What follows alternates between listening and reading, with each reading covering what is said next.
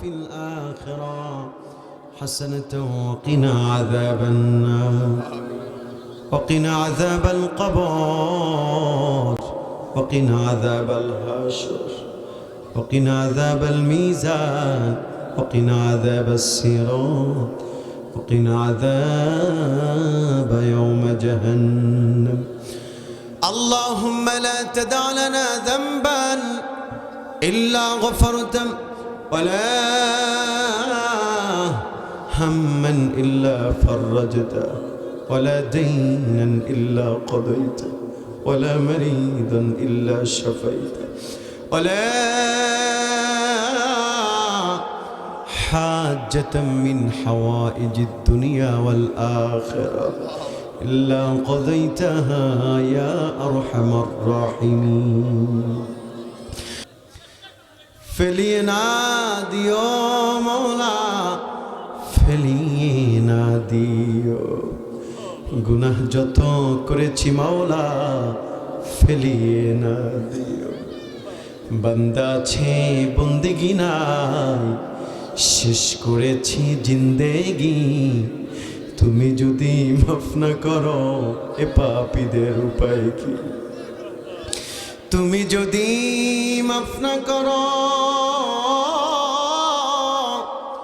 বান্দা গুনাহগার, তবে কেন নাম রেখেছো গফুর ও গফফার?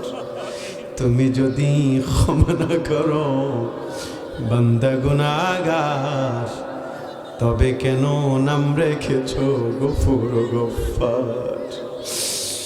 যত গুনাহ করছি মালিক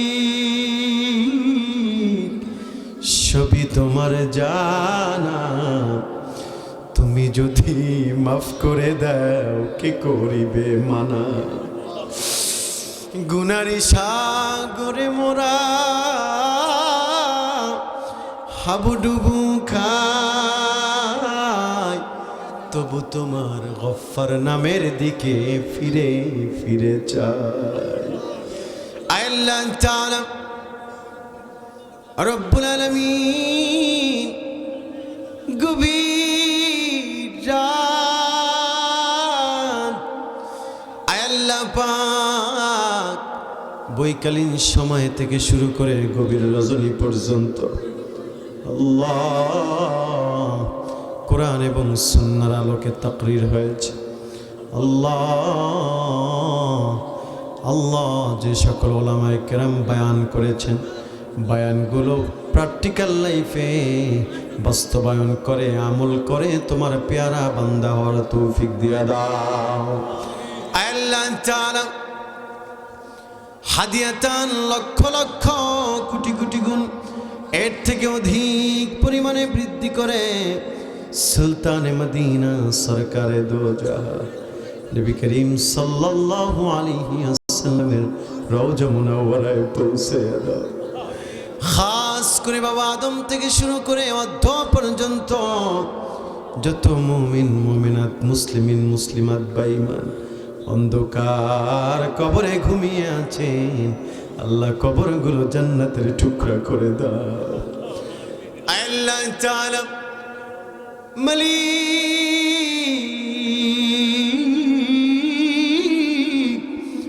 যেই দুইটা নাম স্মরণ হলে পরে যুবক বৃদ্ধা বনিতা সকলের চোখের কোণে পানি এসে যায়। আল্লাহ আমাদের জনম দুঃখিনী মা, আমাদের জনম দুঃখিত বাবা, আল্লাহ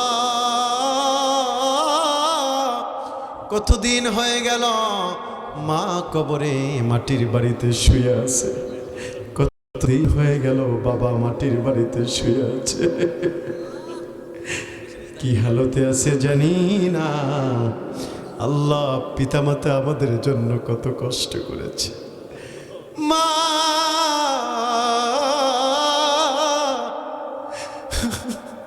মায়ের পেটের ভিতরে ছিলাম, মা 10 মাস 10 দিন পেটে লালন ধারণ করেছে, মা কত কষ্ট করেছে, সারাদিন ঘরের কাজকর্ম করেছে, রাত যখন গভীর হয়ে গেছে মা যখন ঘুমাতে যাবে মায়ের চোখে একটু ঘুম এসে যাবে যাবে মাত্র মায়ের কলিজার উপরে লাথি মেরেছি, মায়ের শরীর থেকে কম্বলটা ফালাইয়া লেফটা ফালাইয়া দাঁড়াইয়া দাঁড়াইয়া রাত্রটা পার করেছে।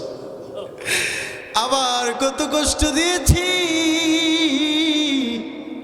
মা গো, মায়ের পেটের ভিতরে ছিলাম, মা সারাদিন কষ্ট করে সন্ধ্যাবেলায় ভাতের প্লেটটা নিয়ে বসেছে, মাত্র একটা লোকমা দিবে, মায়ের কলিজার উপরে লাথি মেরেছি, মা গল গল করে বমি করে দিয়েছে।